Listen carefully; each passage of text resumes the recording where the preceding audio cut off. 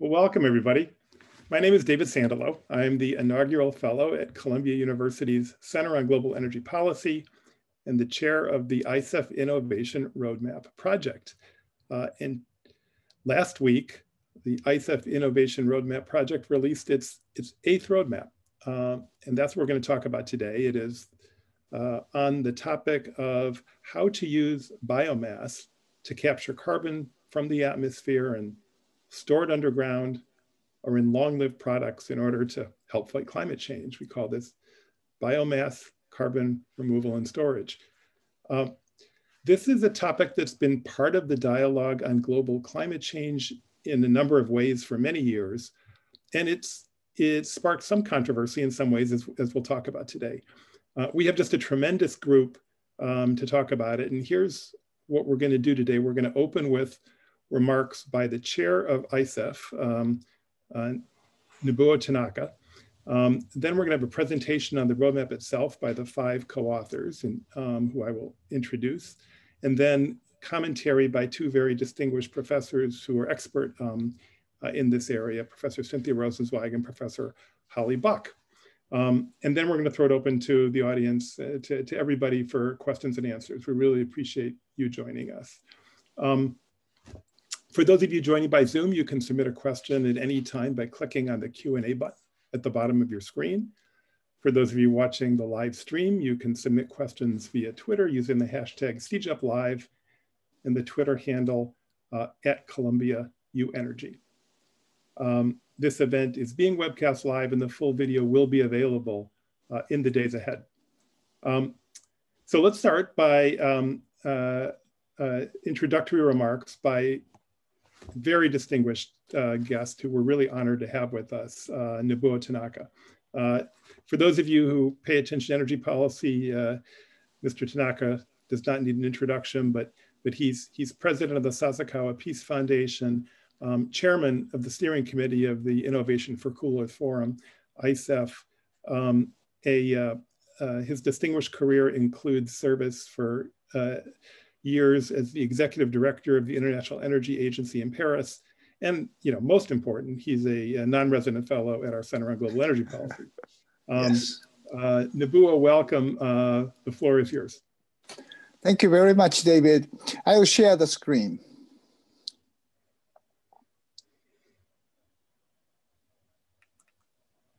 Oh, we lost your... Wait a minute. Yep. I will start. Now it's starting, right? Yes. Okay, good. Thank you very much for inviting me for this important event, introducing the ISAF 2020. I'm the chair of the steering committee. ISAF this year was held as a part of Tokyo Beyond Zero Week by the Japanese government for international collaboration for sustainability. ISAF was actually created in 2014 by the then Prime Minister Shinzo Abe to raise awareness and promote discussion on innovation in energy and environmental technologies. David Sandalow has been one of the prominent members of the steering group of ISAF. Last year's theme was Action Toward Beyond Zero Emission, Society in Light of COVID-19 with a focus on gender equality. As a part of our output, ISAF publishes roadmaps on critical technologies which are deemed to have significant impacts on decarbonization. And David leads this exercise covering energy storage, ZEV, DAC, industrial heating, and most recently BiCRS. And this is the subject of today. Also, ISAF selects top 10 innovations every year. This is the last year's one, but certainly many interesting technology involved, including hydrogen are there. Fatih Birol, my successor in IEA, said the COVID-19 accelerates the energy transformation. It hits energy sector by once in 100 years scale. 30% of global oil demand disappeared simply by lockdowns in April. And Fatih said it was Black April for oil. And other fossil fuels also declines while the renewables increase. So the sole winner of the COVID-19 in energy sector is a renewable energy. I was surprised to hear that Fatih recently said that today I am more optimistic than ever about the world's ability to reach the goals of the Paris Agreement. Even the 1.5 degrees seems less remote than it did a year ago. Why? One is that because firstly, more than 120 countries and regions committed to carbon neutral by certain time. After European Union, China and Japan did join, and Mr. Biden's United States may come soon. Secondly, dramatic decline of cost of renewables in this chart show the solar photovoltaic will be the new king of electricity. The golden age of renewables is here. And this is a chart, but the problem of the current decarbonization is the issue of existing infrastructure. IEA says that the largest obstacle of the net zero emission is in the existing energy infrastructure. Reaching the net zero emission requires tackling emissions from long-lived assets in power generation and hard to abate industrial sectors, power industry. And in emerging Asia, 80% of existing coal power capacity was built in the past 20 years. So to compensate the emission from the last and hardest to abate heavy industrial sectors, DAC or BiCRS will play an important role because their future cost will be the ceiling of coming carbon price. IEA's ETP estimates 3 gigatons of carbon dioxide be stored by BiCRS or DAC. Let me touch upon what is happening in Japan. The last October, new Prime Minister Suga declared Japan's intention to aim for carbon neutrality by 2050. METI accordingly announced green growth strategy for 14 sectors. They are industrial policies to respond to the Prime Minister's challenge for carbon neutrality. This is the energy outlook to achieve carbon neutrality in Japan by 2050. First, decarbonizing totally the power sector, 50-60% by renewable, 30-40% by nuclear and CCS, and 10% by hydrogen or ammonia. Secondly, electrify consuming sector as much as possible, and remaining fuels be supplied by hydrogen, methanation, synfuels, and biomass. Thirdly, remaining fossil fuels after using CCUS be compensated by afforestation and DACs and BiCRS. Hydrogen is mentioned in many places of this strategy. Japan has led the hydrogen economy for years, starting with Toyota's fuel cell vehicle Mirai. But we were recently overtaken by China and Europe. I think this green growth strategy is a manifest of Japan returning to a global hydrogen leader. Golden age of natural gas has come thanks to the shale revolution in the United States. Now the golden age of hydrogen may come. It may force Japan to change its very successful business model of LNG trading. Japan started importing LNG 50 years ago to replace oil as cleaner fuel. In the near future, Japan needs to switch from trading LNG to greener or blue hydrogen from Middle East, Australia, and the United States. Japan developed 3 alternatives for storing and transportation hydrogen, namely ammonia, organic hydrates, and liquid hydrogen. Last but not least, gender equality. COVID-19 hit women more than men, but women leaders can manage it better than men. Not only COVID-19, climate change is not gender neutral. It impacts women more than men, especially in developing countries. Isaf finds that gender diversity positively correlates to better climate governance and innovation. To impact on corporate decisions, corporate boards needs more than 30% women members. This is the final slide. This is the Isaf 2020's infographics. We have to quickly go down from 60 gigaton CO2 equivalent to beyond zero or below zero. Key technologies are there: hydrogen, batteries, CCUS, SMR, and carbon recycle like BiCRS. But more importantly, there are only female figures on this chart, and to plan and guide us to the target. I hope, and I see there are many women participating in this workshop to share their experience for sustainability. Thank you very much.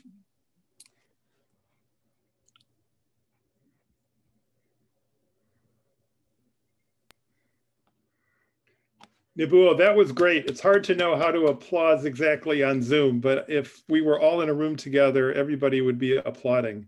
That was a very rich and detailed set of remarks.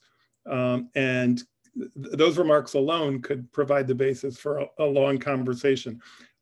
I was particularly excited to see that you're already incorporating the idea of bikers into discussions about Japanese climate change policy. And that's very exciting for those of us who have worked on this. And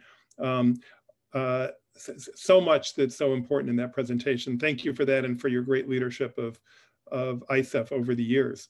We're now going to turn to a presentation of the roadmap by the 5 co-authors of the roadmap. I'm one of them.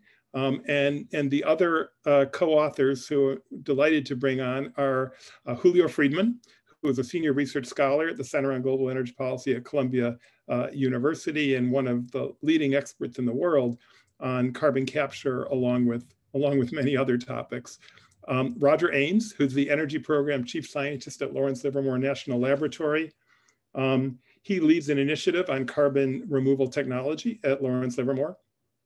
Colin McCormick, who teaches science and technology policy at Georgetown University and is the Chief Innovation Officer at Carbon Direct.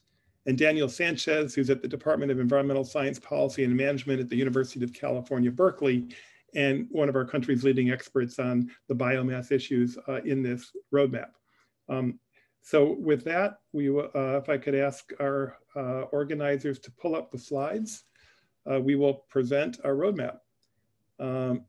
Thank you, and I'll get us started. As we said, this roadmap is on biomass carbon removal and storage. This is the title, and you can download this this roadmap from the Isaf website. And the links are in the event notice that went around with this for this event. Next slide, please. So the co-authors, we started working on this project about a year ago, and we started with the idea of writing a roadmap on bioenergy with carbon capture and storage, which is known as BECCS. And that's been part of the climate dialogue for decades.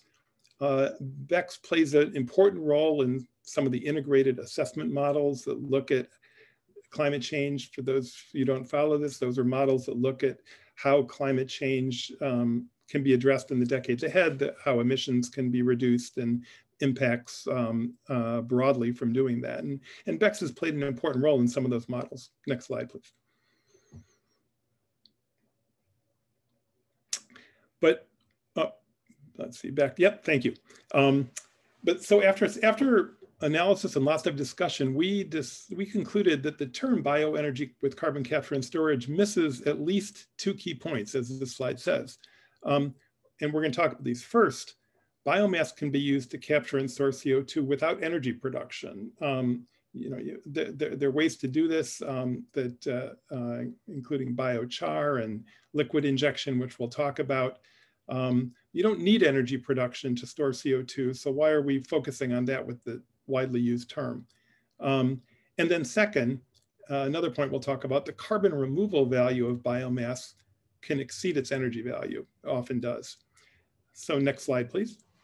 So with the result, we decided to propose a new term, which we've done in this roadmap. And instead of focusing on BECCS, bioenergy with carbon capture and storage, we proposed the term BiCRS, biomass carbon removal and storage. One of our reviewers, including one on in this meeting, was worried that in English, this could also be read as BiCRS, and to bicker is to argue. But we think this is pronounced BiCRS. And my colleague Julio Friedmann had a great way of demonstrating this, and so I'm going to turn it over to him from here.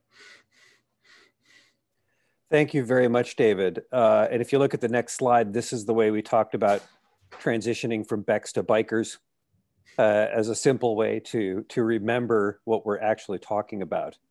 I can neither confirm nor deny that any biomass was involved in the manufacturing of the beer or the BiCRS. Next slide.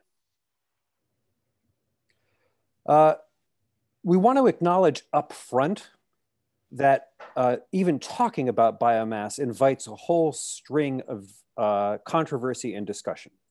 Our previous experience with bioenergy has not been great. It's been mixed.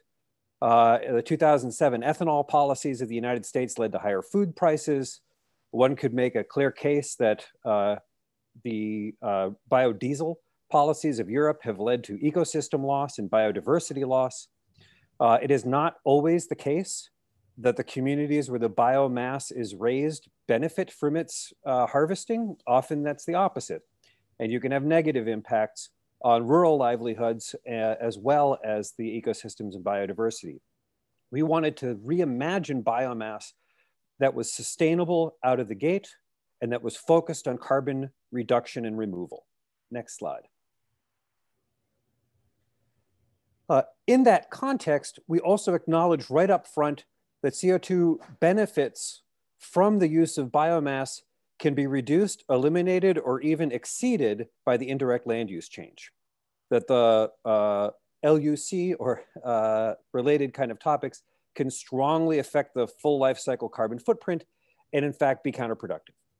We acknowledge that up front. So how do you do it right was our question. Next slide. We proposed 3 guiding principles in part to reframe the biomass discussion and to put BiCRS as its own separate thing, but also to focus really on making sure that we provided clear environmental and carbon benefits. First, do no harm. A lot of people think about biomass like fuel crops and chopping down standing forests, like not happening.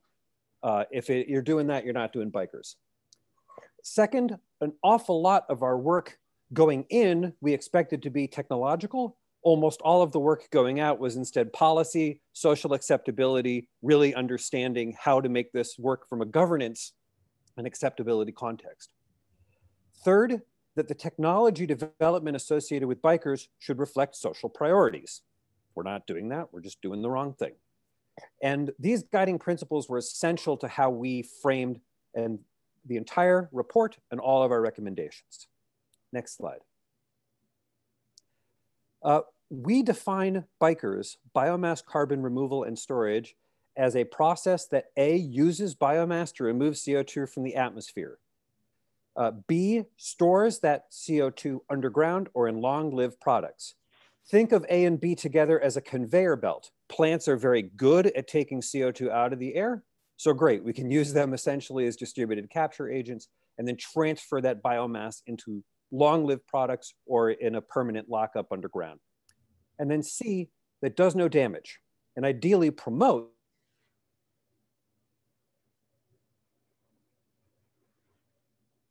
Oh. I'm seeing Julio freeze up. Are others seeing the same thing? Yep. This is the world of Zoom events. I'm just going to continue until we can get Julio back. Julio was in the middle of saying the third component of the BiCRS definition here, which is that these processes do no damage to and ideally promote food security, rural livelihoods, biodiversity conservation, and other important values. Next slide. We had fun with it. One chapter of the roadmap, which if you're interested, we commend to you. We wrote an ideal vision, and we pretended that we were writing in the year 2050, and that the world had achieved net zero emissions, notwithstanding all the skepticism that people had about that goal in 2020. And we imagined how biomass carbon removal and storage could contribute to that.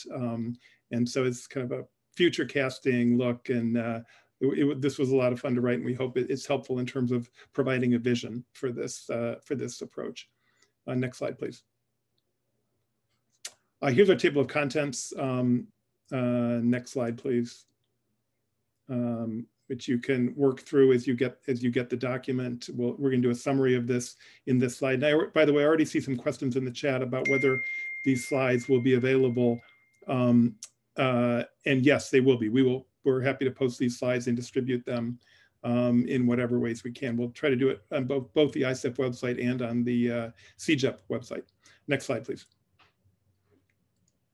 So here are our key messages, which I will run through quickly. The first is that biomass carbon removal and storage, BiCRS, could deliver, we estimate, about 2.5 to 5 gigatons of CO2 removal and storage by mid-century. That, for those of you who don't follow this, that's about 5 to 10% of current emissions. The biggest issues to be addressed are institutional, not political. The third point is really key. We think we should focus on wastes, not on forest, for example, in generating feedstock for BiCRS. Fourth, using timber or dedicated energy crops for carbon removal creates risks. And that's one reason we think we should focus on wastes. Next slide, please. 5, widespread adoption of sustainable biomass standards will be needed to address these risks. 6, technologies are available to monitor biomass production and help ensure good practices. And finally, we recommend a core principle that's really central to everything we recommend in this roadmap: do no harm. We think there is tremendous potential for doing good here, but we have to be organized around the principle of doing no harm. And with that, I am turning it over, I believe, to Dr. Roger Ains. Thank you, David. Next slide. So I'm going to spend a little time discussing some of the background issues that led us to these conclusions. Next slide. The first is that BECCS is something that exists in models, but it doesn't exist much in reality. The number of total operating facilities is small around the world, and most of the ones that are moving a lot of CO2 are basically ethanol plants that are catching CO2 from that fermentation. So the existing knowledge base of doing this is based upon a very small number of plants, and most of it is basically computer models that tell us we ought to do these things. Next slide. David mentioned that we can use carbon removal without energy production, and this is important. That one of the big focuses of this report is that the value is in removing the carbon, and we should look at all the ways that you can remove carbon. One of them that's been well known for many years is biochar, which can be produced either with or without energy production, but other ones are likely to be important as well. Engineered wood products. A brand new concept is that of bioliquid production, where you use pyrolysis to make a pyrolysis oil and then directly inject that underground, so that you're simply removing the carbon from the atmosphere and putting it deep into the geosphere. And other new concepts that are being considered: marine microalgae, where you basically grow the algae and then release it to sink into the abyssal depths, and also using biofibers in concrete. Next. We want to spend a minute on this slide because it's really at the heart of the report. We've asserted that the removal value of the carbon is larger than the energy value, and this graph attempts to quantify that.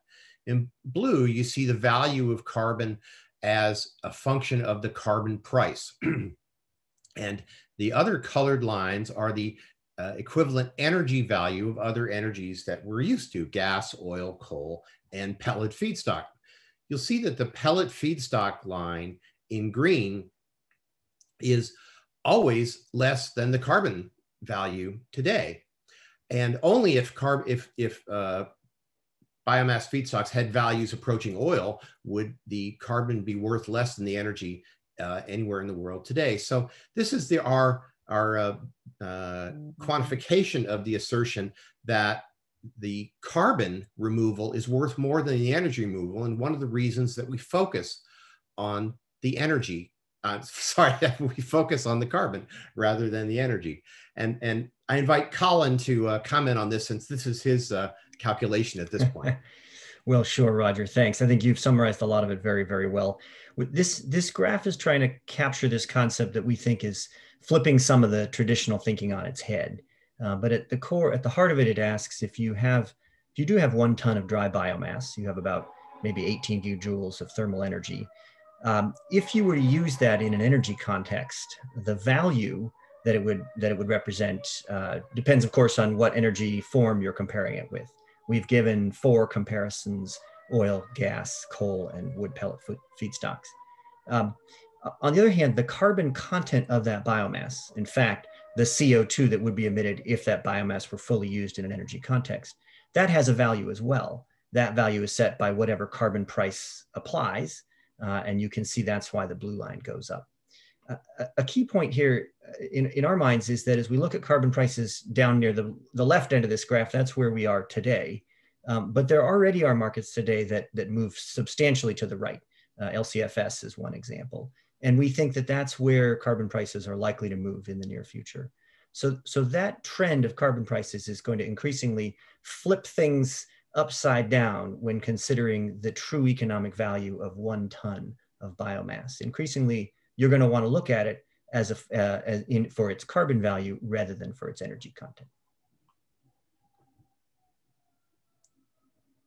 Before we move on, I just want to say that we have dubbed this principle the Ains principle, because it was Roger Ains who first identified this and pushed in our conversation. So this idea that the carbon removal value of biomass may exceed its energy value, it's the Ains principle. Roger Ains, back to you. Thank you, David. And I prefer to think of that as just, we all know that biomass is really not very good energy, but it turns out it's great carbon, so that's where we want to focus. Next slide. And we want to focus on this too much, but this concept of BiCRS now replaces the emphasis on energy with the emphasis on carbon removal. Thank you. Next slide.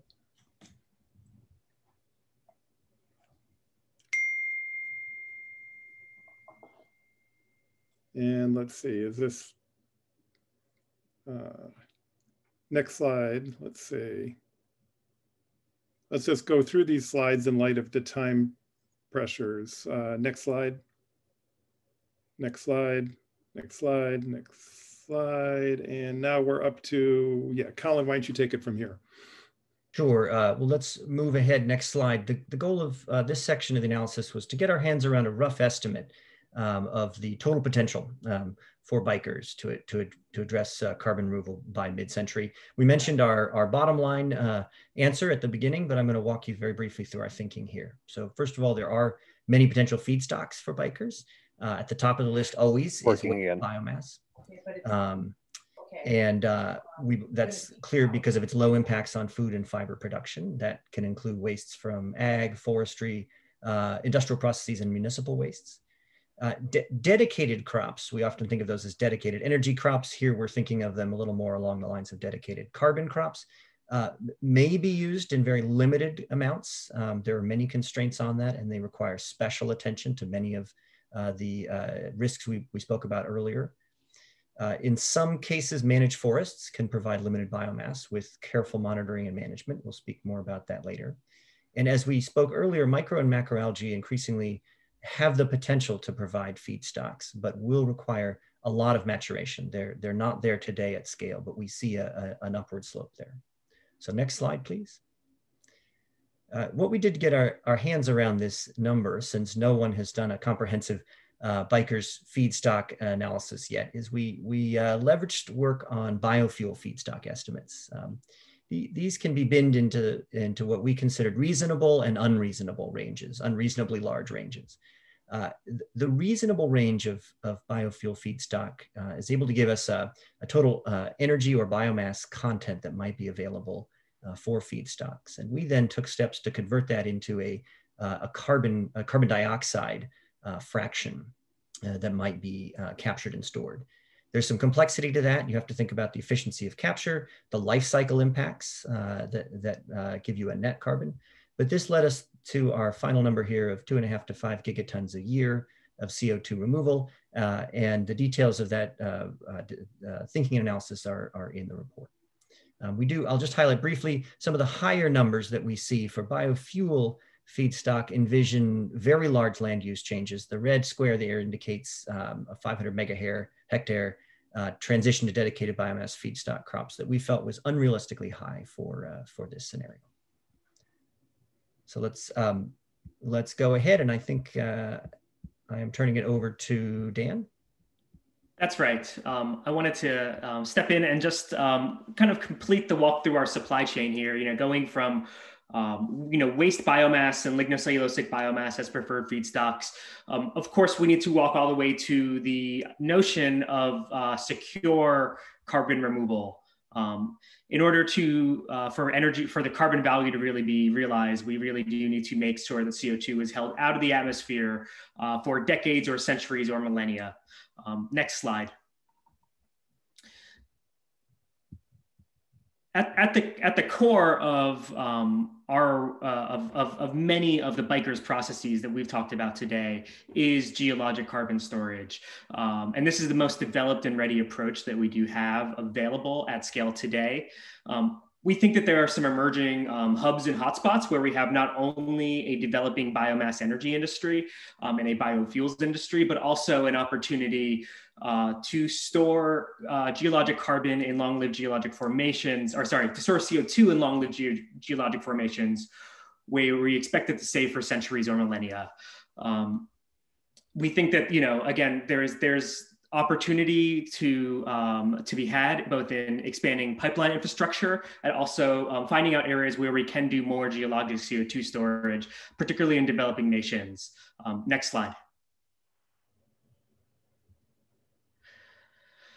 We also are excited, though, about the opportunity to store CO2 in other kinds of long-lived products. These don't quite store CO2 for as long as geologic storage, which looks to be secure for 1,000 to 10,000 years or more.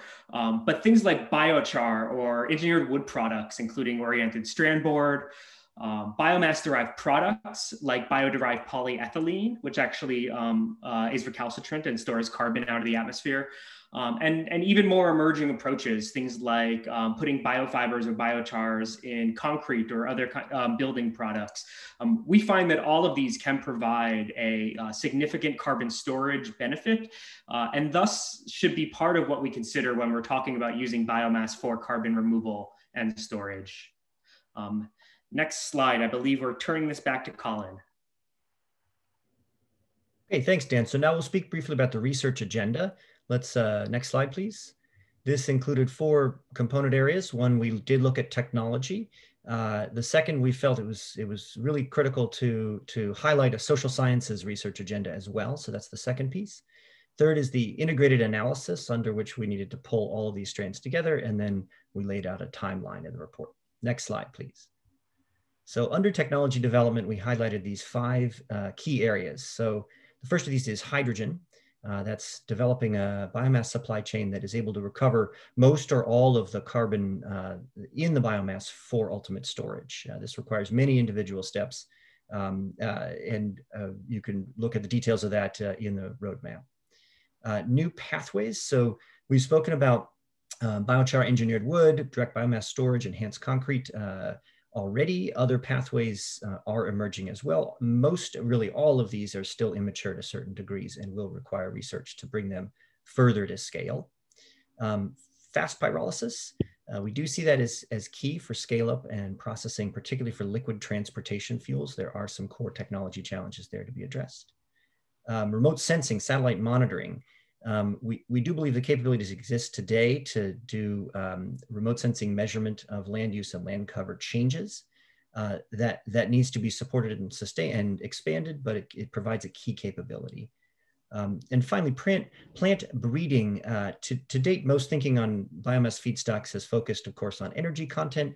We are trying to re-envision what it would look like to optimize plants for carbon. So carbon removal, including interaction through the roots with soil, recalcitrance, and other factors that may not be part of the traditional thinking around energy. Next slide, please. So within the social sciences, we'll of course hear a great deal more detail momentarily from Professors Rosenzweig and Bach. I'll speak briefly about this. Of course, the key issue in the biomass supply chain, key issues are who controls it, who garners the benefits, and where in that supply chain are the bulk of those benefits found. And when thinking about BiCRS in any scenario, really deeply understanding both the opportunities and the risks that local communities face is absolutely critical. Next slide, please. So research priorities here need to focus heavily on multidisciplinary thinking. That will include economics, political science, sociology. We'll have to draw on allied fields, agronomy, nutrition, hydrology, engineering, quite a few others as well. And a key focus is going to be characterizing and increasing the social demand for BiCRS and other forms of carbon removal. Many lessons can be learned from the past here. Julio mentioned some of those in the beginning. Many economic lessons need to be understood about the required investment. Many political and policy lessons can be drawn here. And thinking also through technology diffusion and dynamics of technology adoption will be critical. So let's move ahead to the next slide, please. Finally, integrated analysis will be utterly vital here. This is a worldwide issue, and the supply chains that will be underlying BiCRS will stretch globally. So analyzing all of these within an integrated format will be key to the research agenda. And the key components of that, of course, are social, economic, and environmental life. So let's go ahead. One more slide. I'd like to make one more brief comment on remote sensing. This is a perhaps underappreciated tool for monitoring land use change. Certainly advanced satellite capabilities have existed for some time, but this is really a rich era for using remote sensing data to monitor land use and land change. Of course, it is utterly useless unless governments and participants in biomass supply chains use the results and show political and economic will to act upon the information that's gleaned from this remote sensing capability. Next slide, please. Now I'm handing it back, I think, to David. Thanks, Colin. Next slide, please. So we have a chapter in this report on policy support, which we think is essential for BiCRS to scale. Click the next one, please. And we divide the policy approaches into three bins, three categories. And the first is providing incentives for removing carbon from the atmosphere. That includes emissions trading programs, tax policy, mandates. Policies such as that are going to be essential for BiCRS to scale. Next click. Second is support for research and development. Colin was just speaking about areas in which this will be important. That includes both kind of for R&D at early stages, but also for deployment. Some of these facilities are large and will require tools like loan guarantees in order to scale and be deployed. And then next click. And then third is standard setting, and this is very important. In order for BiCRS to scale, we need lots of dialogue and lots of work on how to measure, report, and verify, account for the emissions. We need work on life cycle emissions, which is a complicated topic when it comes to biomass due to indirect land use change and other issues. Work on timeframes and leakage. And we propose in the report a so-called BiCRS platform in the UN Framework Convention on Climate Change. This would be modeled after the REDD+ platform, which some people may be familiar with, but it's a platform that's looked at reducing emissions from deforestation. And it's helped to be provide a venue for the global, an important venue for the global dialogue on that topic. We think that the UNFCCC could provide a platform for bikers that would make a big difference as well. Next slide, please. So our findings and recommendations, next slide. We set these forth in a roadmap diagram like this. I'm not going to pause on this, but if you're interested, please, you can work through the different steps that we see in the near term, the medium term, and the long term in our report. Next slide. And we do this in different categories, including feedstocks and technology. And on the prior slide, we had social science related issues. Next slide. Here are key messages. I already ran through these once at the top, and since we've got time pressure, I think I'm just going to skip over these for now. So next slide. I would just highlight kind of our core messages are do no harm, and we think that there is potential here to reduce emissions in the kind of 2.5 to 5 gigaton range by mid-century, which is 5 to 10% of global emissions. But it's got to be done right, and it's got to be done with sustainability in mind. Next slide. So as I mentioned at the beginning, this is the 8th Isaf Innovation Roadmap that's been released. Here are the others. Recommend, if you're interested in these topics, please go to the Isaf website and you can see all of these. Next slide. Great, and so that's the end of our presentation. And I am now really thrilled to recognize two very distinguished commenters who are going to offer thoughts about the roadmap that we've just presented. The first is Cynthia Rosenzweig, and Cynthia is she's a senior research scientist at NASA Goddard Space Center. She's a professor at the Columbia Earth Institute.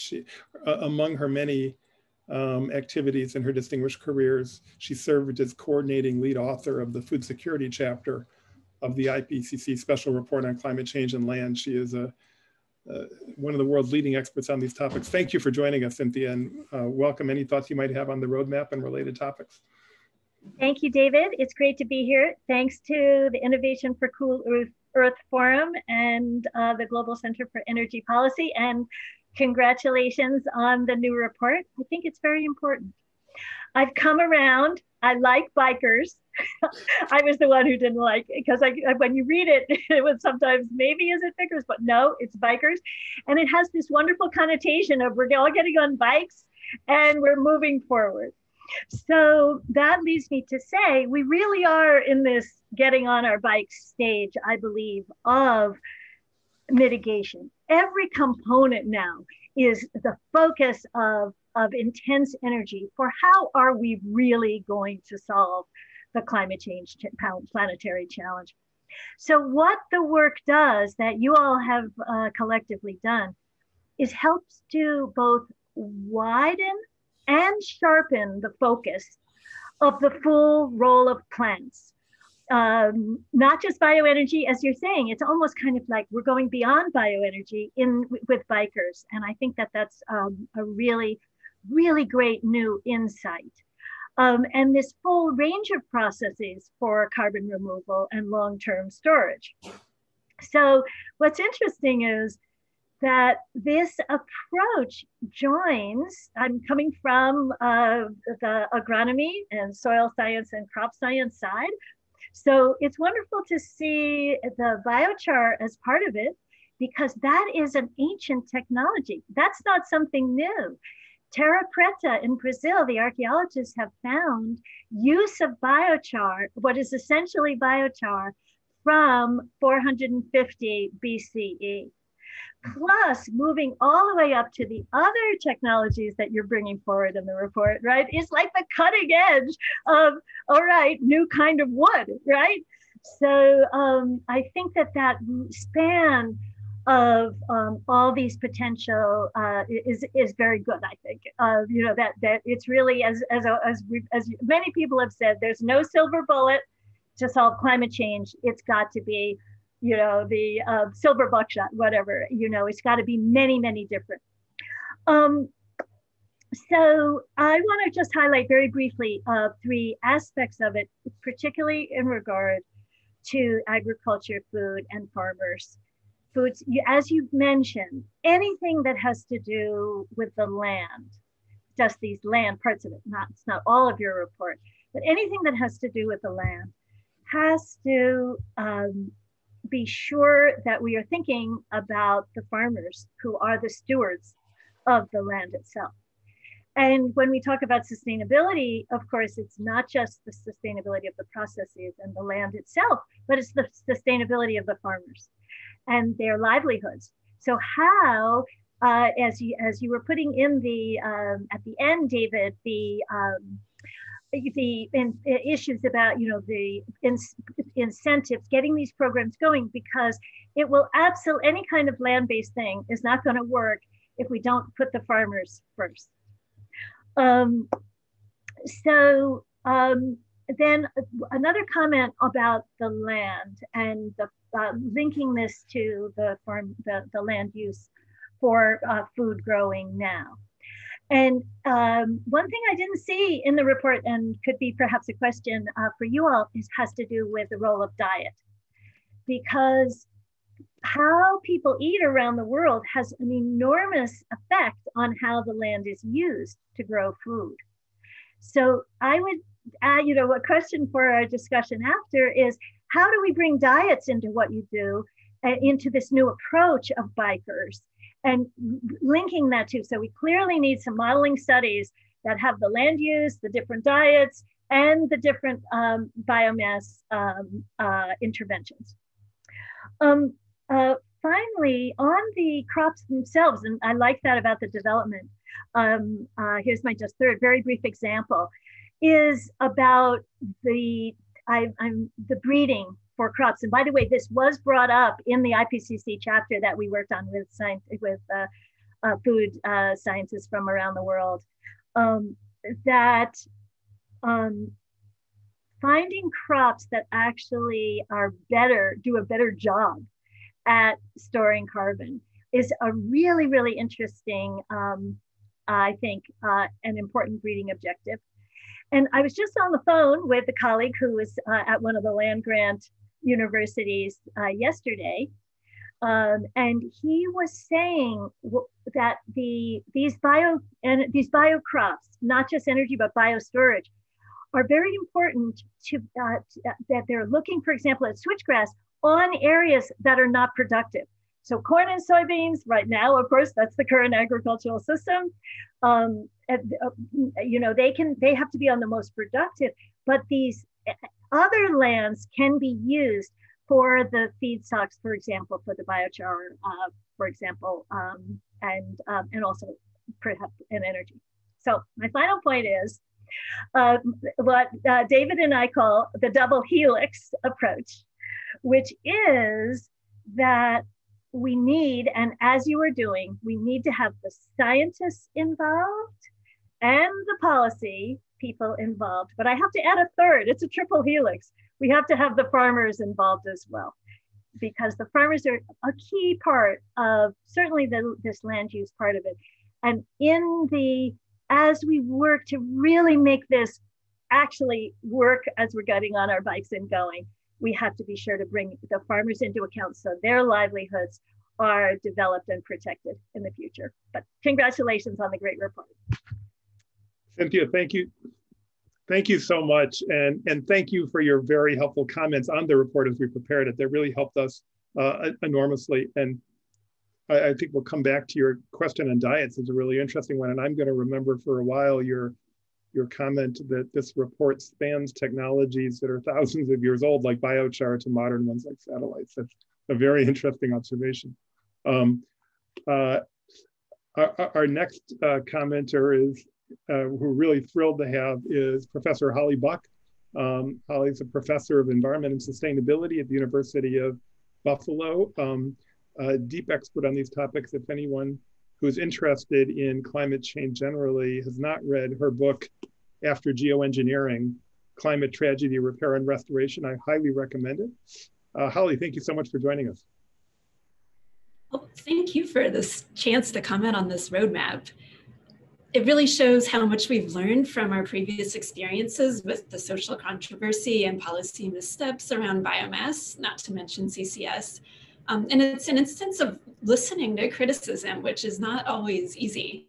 And I've seen how this learning crystallized into the 3 principles guiding the report.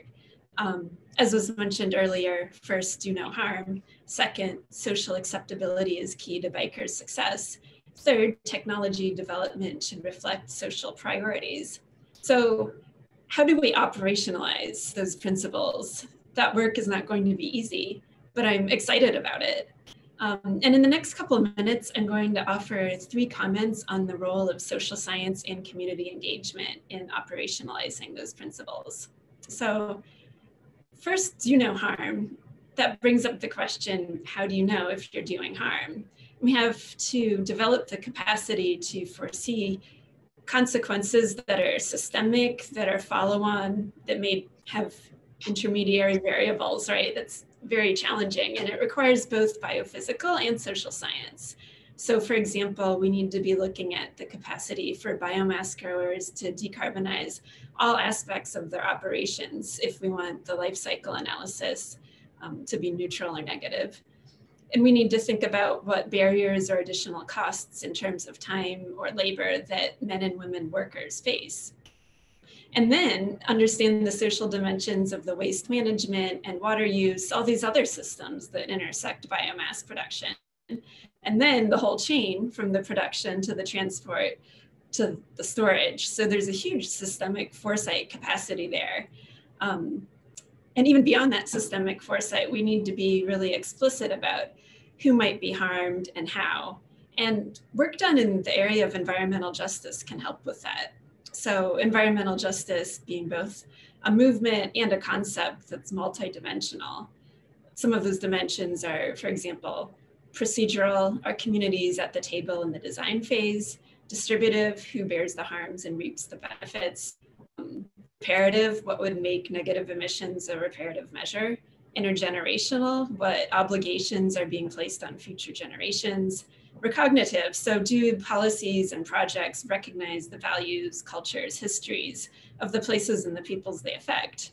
So thinking about this principle, do no harm, I mean, it's a distributive justice question that's spatial and historical and looks at cumulative environmental burdens. But if you want to do no harm, you also have to recognize who people are, what they value, what their experience is. And so, for example, this report has a very welcome text box on eco-colonialism and discusses colonialism between countries. And we can also work on recognizing settler colonial relationships within our own countries too.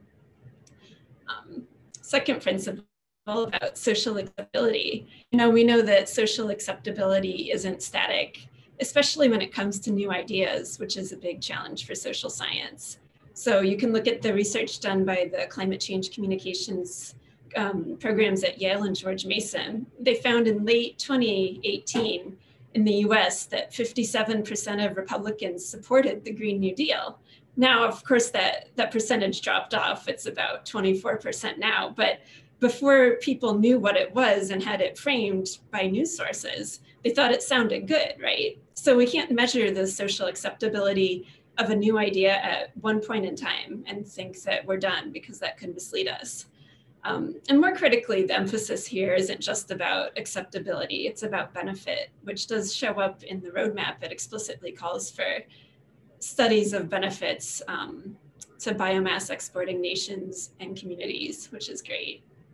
And so we have to think about what kind of social science methods can really help us understand those benefits, because people far off in a place like Columbia University or Washington, DC, or wherever we might be sitting could make assumptions about what would be a benefit to people on the ground, but it turns out the people there don't experience it that way at all, or aren't able to access the benefit. So we need empirical research that's co-produced with communities. And that needs to be funded and incentivized. It's a big challenge because it's more time consuming than some of the other types of research we might do, but really important. And finally, the third principle about technology development reflecting social priorities. I think that we tend to shy away from this sometimes, because what if the social priorities aren't in line with the technology development we imagine? That can happen. What if there's no unified social desire? That's another problem, especially with the polarizing media environment. But figuring out how technologies can be guided by social priorities is really the challenge of our time. And I hope that we can learn about this in conjunction with what we're learning in other areas. So how do we guide information technology, artificial intelligence, biomedicine, et cetera? It's a much broader mission. So in conclusion, I'm really glad the roadmap was crafted in a way that opens the door to all these exciting questions and future collaborations around them. Holly, thank you. I really appreciate your focus on how this roadmap really just begins the process of identifying the work that needs to be done, that we need to operationalize the principles that we articulate here, and the type of research and study that you talk about is going to be central to this. Well, so let's see, we now have time for questions and from the audience and answers. And as we launch into that, I want to say first that our colleague and co-author Julio Friedmann is on the telephone. He's apparently there. Oh, he's back online. Thank you. I'm glad you're back with us, Julio.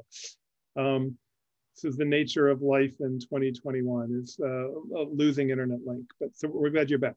Second, we have 102 questions in the question and answer chat. I feel like in the past year, I have participated in at least a dozen Zoom events. I have never seen 102. It's just up to 104 questions in the chat. There is not any way we will remotely be able to cover even a significant fraction of those questions. So we apologize to those who we're not getting to. I think what this, and we'll capture all of these questions, what this clearly indicates is we need to find some fora, some venues in which to continue the dialogue on BiCRS, because there's obviously very significant interest in this topic. I've picked out a few questions that I think would be interesting to talk about. I'm going to ask them kind of starting some of the biomass feedstock issues, but I invite my fellow authors and commenters and Mr. Tanaka, look in the Q&A, and if there's something you'd like to comment on, don't hesitate to jump in and talk about it. But let me just start with some really interesting questions that we got on feedstocks. And Patrick Bims asked, he said, biomass wastes are such very bulky and often high moisture materials. How are these very distributed resources aggregated and processed to be in a form suitable for long-term sequestration? Anyone want to take a stab at that? So let me just start on that quickly. First of all, he's absolutely right. We did all of our work on bone dry tonnage in order to deal with the wet issues. Let me also underscore again the fact that we're starting with wastes. Like that's really what we're focused on here: agri-waste, forestry waste, municipal solid wastes. But those certainly have those issues. Fundamentally, this is one of the things that drove us into BiCRS to begin with. Part of the reason the energy value for biomass is often low is all of the energy required for drying, all of the water lost in conversion, all of these sorts of things. Our approach to this is that the maximum value, if it comes from the carbon storage part, drives a set of decisions in a very different pathway. It drives you to actually localize the storage with the production, with the conversion, so that you get the highest energy product value for the local delivery. And then what gets transmitted, whether it's electricity or whether it's hydrogen or some other fuel, is the highest value product, and while a lot of the value remains locally.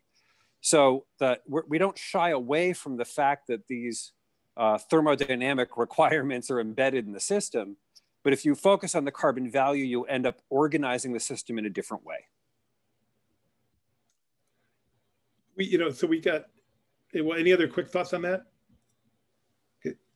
We got pushback actually, or I think if I'm reading this right, on one piece of our analysis. David Atkins asked, why are forests a limited biomass opportunity? There are millions of tons of slash waste burned and left to rot in the forest. Managed forests should focus on producing wood construction to replace energy intensive steel, concrete, aluminum, et cetera.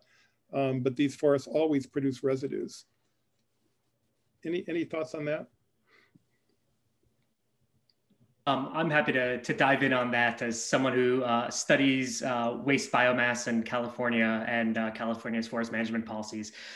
There is absolutely a portion of residues and byproducts from forest management that I think are, without question, low value, and without question can provide additional carbon dioxide removal. We have this a tremendous problem with this in California in terms of low value wood, tops and branches, and small diameter trees that we just don't have an economic incentive to pull out of the forest. And I think we can feel really comfortable about that. Where we wanted to note the limited potential for forests is when biomass and bioenergy and bioproduct production is actually a direct harvest. It is a harvesting decision, so that it affects the amount of standing carbon within that forest. I think we are confident that there are products we can make where that carbon math and that carbon benefit works out, but there are also cases where it likely doesn't. And we just need to be incredibly attuned to that, and we need to be constantly thinking about the economic context and, of course, the ecological context in which we are practicing forestry. So I think there are unquestionably waste and residues available in the forestry sector and as a byproduct of forest management. But moving past there is where we need to have clear metrics, clear definitions, clear international agreement. And I think it gets into a lot of the policy and governance questions that we ponder later in the roadmap. Great, thanks, Dan. Here's a kind of background question somebody asked, maybe. Hold on 1 second. Asked, can you explain the functional process for storing biomass underground or in the deep ocean? Do you wait for the plants to die? Do you burn it first? Can some of these talk about how one gets biomass from plants and then store it underground, for those who may not be familiar with this? If I can volunteer for that one, as we were writing the report, a number of announcements were being made by companies that were developing that technology and that business model. So they were going beyond just, say, what Mr. Atkins' point was about, putting trees into building materials which could displace steel. One company, Charm Industrial, basically was going to be a bioenergy company and make biohydrogen, but instead they said, you know what, we can just make bioliquids and inject them directly underground.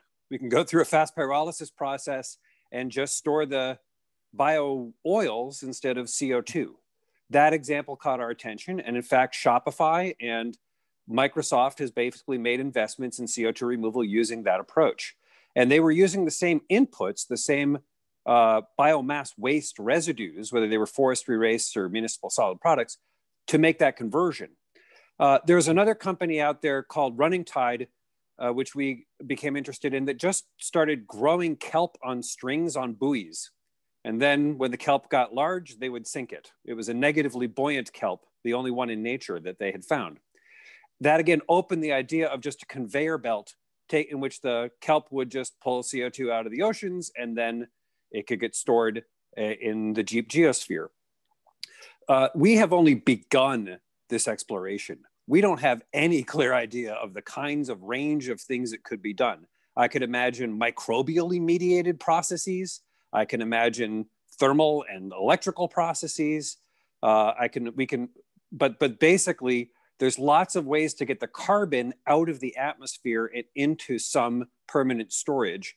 And we wanted to make sure that it wasn't just CO2 we were talking about. As long as the biomass was long-lived and durable, valid and verifiable, we were interested. That's great. And would David, you say, yeah, go ahead, please. I wanted to add just a comment. This is also an example, as Julio points out, there are an increasing number of ideas about how to do this. And unfortunately, that draws in more and more expertise that's needed. In the case of sinking biomass, ocean ecosystem expertise is absolutely crucial to make sure that you're not shifting burden to parts of the ecosystem that would be damaging. So these are fascinating ideas and just underscore the need for better and better integrated thinking with more and more areas of expertise. And for those who aren't familiar with some of the some of the kind of details here. Would it be, agree is the correct way to say this is classically the way to do this is by burning biomass. That's what has historically happened. But there are many new ways that are under development, some of which, you know, Julio and Colin have just been talking about. Interesting question here from Rhodes Stevenson. How does composting relate to this initiative? Is storing carbon in soil stable? Anybody want to take that up?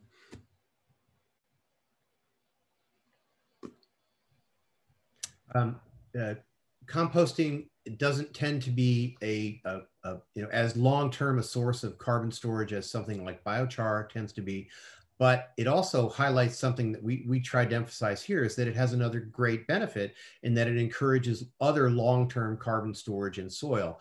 And so as we think about BiCRS, we want to think about the net carbon for the entire process, and encouraging carbon in soil is a terrific benefit. So that's the sort of thing that absolutely should be considered. And again, we want to think about the whole life cycle of this. What's the benefit both agriculturally and climatologically? Can I pile on, David? Please, yes. Yes, so I'm really glad that you selected this question, because for probably certainly just if we just look at farmers in the United States, having recognition and incentives and a program that actually provides carbon credits for soil carbon sequestration. This is just in the top part of the soil, not having gone through the pyrolysis process that creates biochar. This is actually probably the ` thing that farmers may really be doing in this country to begin to mitigate climate change. So I think also, so it's very good that it's taken into consideration. There's a lot of work on this. It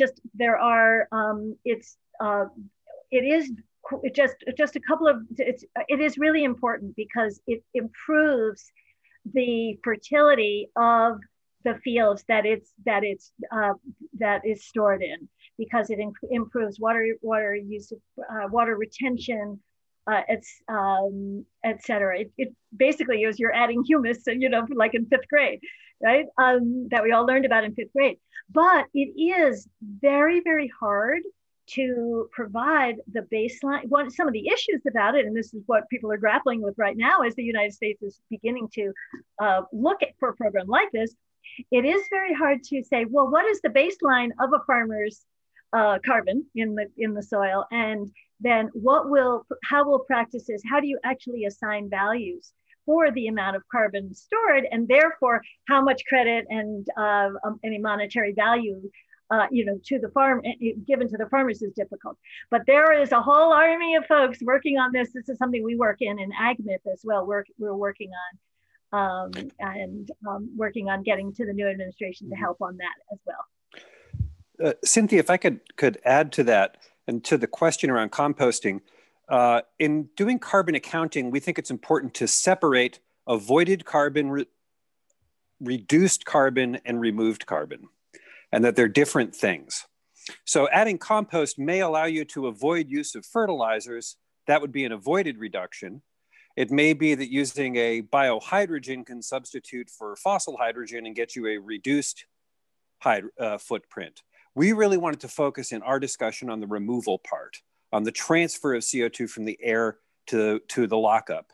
And in that context, everything, I agree absolutely with everything that Cynthia was just saying, and there are real opportunities to do that. But in your own thinking, and by that I mean the audience, I would encourage you to make sure you differentiate those 3 pools in your head.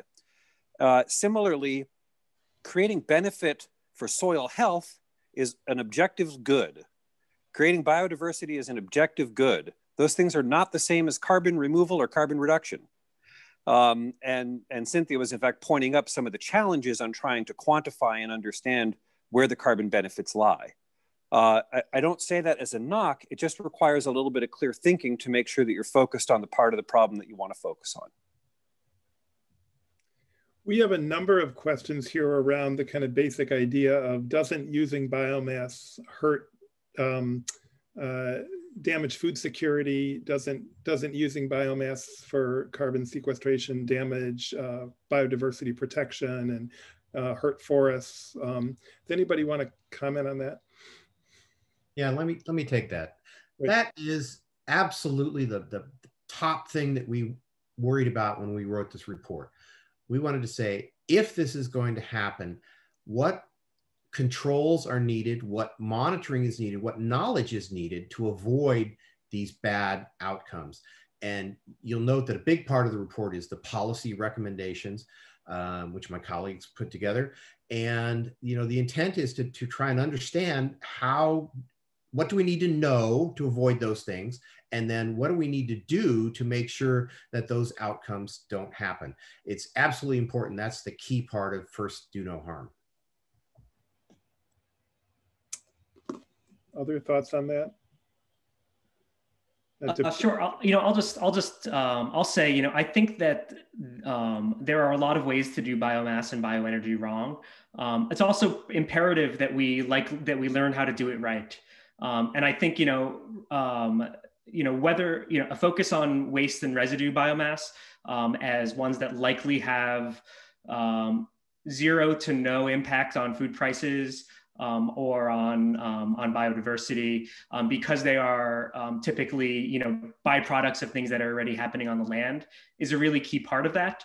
But another key part of that is also on just understanding the context of land ownership and where managed land can make a positive social difference as well, or a positive ecological difference as well. I would say, for example, a transition towards perennialized agriculture, or an expansion towards deep-rooted grasses in former agricultural areas or on formerly productive land. I think that's actually that is a productive ecosystem where there might actually be net ecosystem benefits alongside additional biomass growth and carbon storage, and carbon available for processes. So I think it's really a Goldilocks problem. You can't do too much, you can't do too little, and it's about finding that spot right in between is how we approach it here. Holly, I'll put you on the spot just for kind of any thoughts you have about whether biomass utilization damages biodiversity and farmers' incomes and other related issues. I know you've thought about this, but before you talk, I highlight that I think that there is not adequate global platform for discussing these issues, and that's one reason that in our report we recommend the UN Framework Convention on Climate Change establish such a platform. And we think, modeled after the REDD+ platform, there could be a platform for discussion of these issues that would bring stakeholders from all over the world and different backgrounds together to talk about exactly this. I don't know, Holly, any thoughts on this? I mean, well, two things. I think that it sounds like a cop-out answer, but it's really hard to have generalizable statements because everything is so context specific. But on global deliberation, I mean, on one hand, we have the technology to actually hold global deliberations like never before. I mean, we have 486 people here, we could make better use of it because at the same time, the technology in some ways deters us from those. So I think that, you're doing the work here and figuring out what sorts of forums can be a global deliberation. We need more. Just one last point on that, very short. There's nothing in the physics, chemistry, or biology which requires a sacrifice for ecosystem benefits, which requires a sacrifice for food. It's really up to us to determine how we do that. Okay, well, Colin, I want to make a comment on the food system. Cynthia raised a very good point in her comments about future of diets. We do see transition through global development, and increased meat consumption is a key driver of that. In our estimates of feedstock availability, we tried to sort of run down the middle of that, basically assuming that future productivity gains would balance future consumption growth. That's a very tricky balance. It's the Goldilocks problem. But in looking at future estimates, we tried to make that line up. Now, there is the question of what should future diets be? And that's a very, very difficult one to wade into and try to offer any any equitable answers on. But I'll point out that we certainly thought about that and tried to take that diet question into account. I'm working through a number of different questions here. There's so much I'd like to get to. And again, if any of my fellow speakers have a particular question they'd like to address, don't hesitate to jump in with it. But I thought one that was particularly interesting comes from Jeremy Caradona. Jeremy says, I'm a policymaker in British Columbia. My office has interest in pyrolysis of wood waste to reduce landfill waste, lock in CO2, and produce biocoal to displace coal in manufacturing. For a host of reasons, there's been challenges getting pyrolysis off the ground, not only in British Columbia, but worldwide.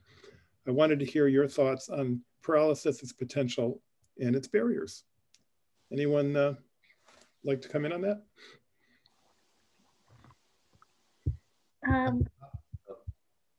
Go ahead, Cynthia. Yeah, I'll just say a few things and then please pile on. Yeah, I put an answer into the chat also. It's interesting. So biochar and the pyrolysis, I'll just speak to that. It was, I would say it's similar in a way, that was mentioned about technologies or these ideas being oversold at the beginning of a of their sort of interest cycle, so just let me start by saying that, because certainly the pyrolysis and the production of biochar has a lot of potential, but there are also questions and uncertainties. So, for example, you have to look at not just the carbon, but also what's going on with when you use it and when farmers use it. And if farmers are going to buy the biochar to use them on their farms as a new kind of fertilizer, basically. There are studies on rice paddy soils that show that it increases the methane. So it may be helping on the carbon, but you have to look at the full situation. And on some studies have shown on pastures as well, that it's not that methane decreases, but nitrous oxide increases. So the full set of greenhouse gases do need to be looked at. But that being said, I think all of these technologies have a role to play, and pyrolysis definitely does. But I just would be very careful about linking to the science base, the science evidence, and create a program that will evaluate, as with, by the way, the soil carbon sequestration, evaluate in terms of, well, I know you guys are focused on carbon, but you have to look at, broadly at the other emissions of the gases as well. I want to say that one of the big challenges with some of these technologies has been that the developers have imagined that there was a lot more value in the energy side or in the biochar side than it turned out to be true. And so it's been hard to put the economics together. And this is a call to action for policymakers, that if we're trying to manage carbon in the planet, we need to make those carbon benefits available to these kinds of technologies so that they can, make money doing the jobs that they want to do. And that's not that hard to do. We just need to add these technologies into the carbon systems that exist in the world today.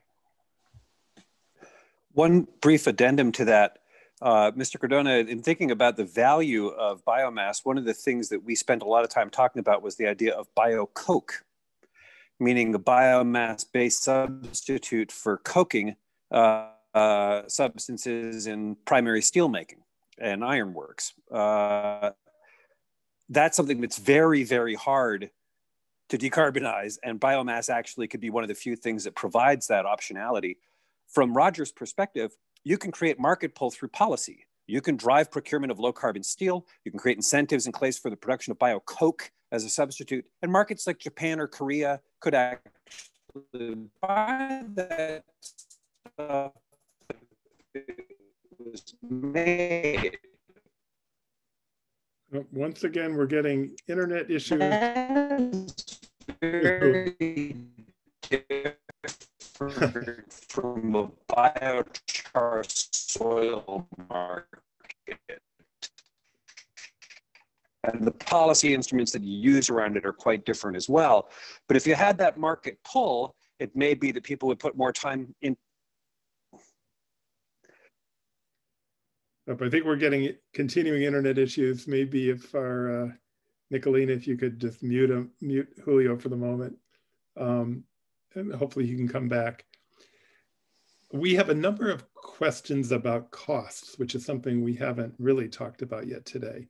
I wonder if any of the co-authors would like to offer any thoughts on the cost of this approach broadly, costs of different biomass feedstocks compared to each other, just kind of anything on the topic of costs here. Yeah, we looked at a lot of these approaches for biomass that's available today in California. And what we discovered is the organic fraction of municipal solid waste is the lowest cost because it's already been collected. And in California, about 70% of our trash is actually organic waste that would count as BiCRS feedstock.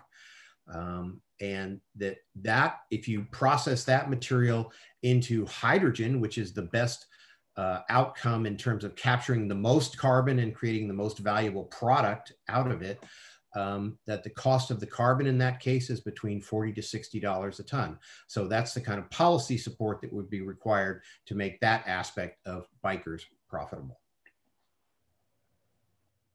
Other comments on costs of any kind or thoughts on that topic?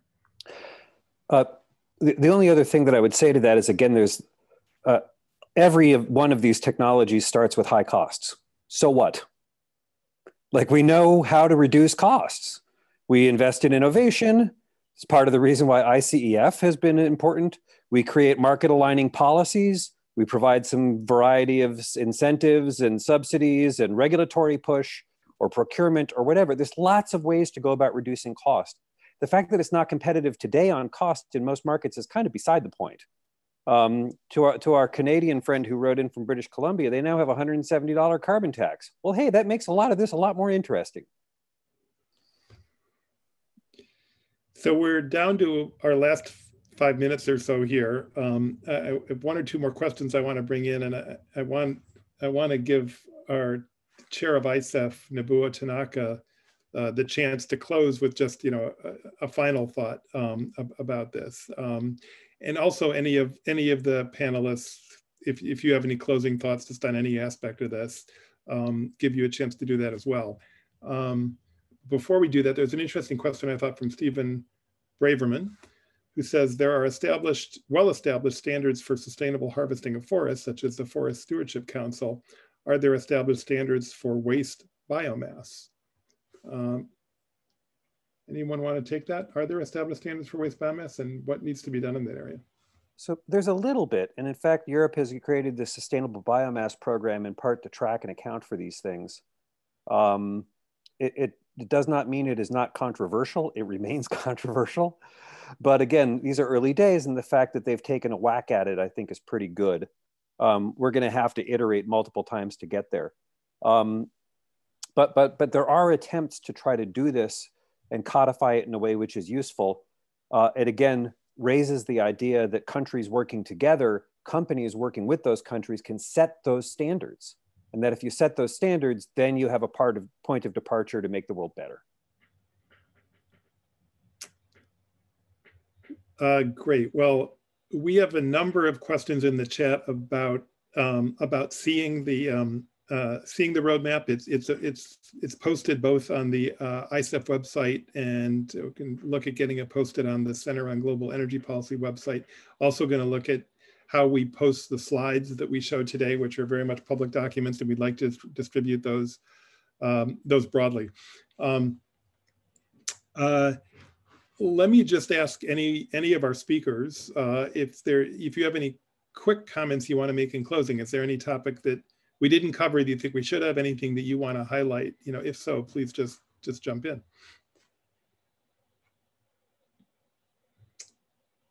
Just one thing very quickly. As we started this, we were rejecting the idea that BECCS was a simple thing, right? That it was just you burn a tree and capture the CO2 and shove it underground. Going through, it's easy to throw rocks at that idea. You know, BECCS done wrong is its own cottage industry. There's lots of ways to dislike that setup. What we left this report with was a stunning openness of imagination. There is a whole bunch of white space out there to reimagine the conversion and removal of CO2. And if there's only one thing that I hope the audience walks away with, it's that these are early days and there's a lot of good ideas to be discovered. That's great. And one thing I'll add is just in response to a few questions in the chat. I think we'd like to emphasize that BiCRS doesn't mean that bioenergy is out of the equation. Bioenergy is very much part of BiCRS. We don't mean to be excluding bioenergy from this idea, but BiCRS tries to take a broader frame, including what's been traditionally thought of as BECCS. Nabua, before I just close it out with some formalities, thank you again for your leadership of Isaf. And I should have said, by the way, at the beginning, how grateful we are for you for joining us in particular, because Nabua is in Tokyo, where it is very late right now. So we really appreciate you hanging with us and it's really a great example of your leadership. But any final thoughts? Oh, thank you, David, very much. It's 3:30 in the morning, very early in the morning. But yeah, your discussion woke up quite a bit, and I learned a lot as usual. So I really enjoy. I saw several questions to me about my statement, like you know, the gradual decline of carbon emission, especially in the hard to abate sectors. Why it may take so long? Well, that's a scenario for the stated policy, means the likely kind of scenario. So to make it net zero emission by 2050, certain policy or carbon prices is necessary. So how to deplete quickly these hard to core or early retirement of the current equipment is necessary. So that's a difficult part of the economics. Also some question about why not Chile to export hydrogen? Yeah, why not? You know, the Patagonia has plenty of wind and can export through green hydrogen. And very interesting point is mentioned by somebody that why not BiCRS be discussed clean energy ministerial meeting? Why not? The government should take up BiCRS more seriously and exchange views in the ministerial level. I think it's a great idea. And also the cost is very important, because DACs, the direct air capture or BiCRS, may set the kind of targets for the hard to abate sectors as a reference of the price or cost of carbon removal. So if you know the BiCRS or DAC can provide a very reasonable level of cost, we don't have to do too much of the, I would say, efforts, useless efforts of reducing carbon in the hard to abate sectors. So this is a very, very important subject. We have to do more in the future, and I really appreciate all of the panelists and the discussants to take up here and give us a rich thought and input for the further discussion. Thank you very much, David, for organizing this. Well, Nabua, thank you again. Big thanks to all of our speakers. Huge thanks to the organizers of this event, Nicolina and Caitlin at the Center on Global Energy Policy. Something like this takes a lot of work behind the scenes, and we really appreciate you doing that. Thanks to all of you who have listened. We have a number of questions in the chat about connecting. We'll reach out to those of you as we can. We've got all the questions and answers from the chat. The full video recording of this event is going to be posted live on the Center on Global Energy Policy website within a few days. Let's see, I'm looking, our next event at the Center on Global Energy Policy is going to be called The Politics of a Clean Energy Transition. It's going to be on Thursday at 3 p.m. And for a full calendar of events, you can visit the Center on Global Energy Policy website. Many thanks again for joining us, everyone. Have a great day.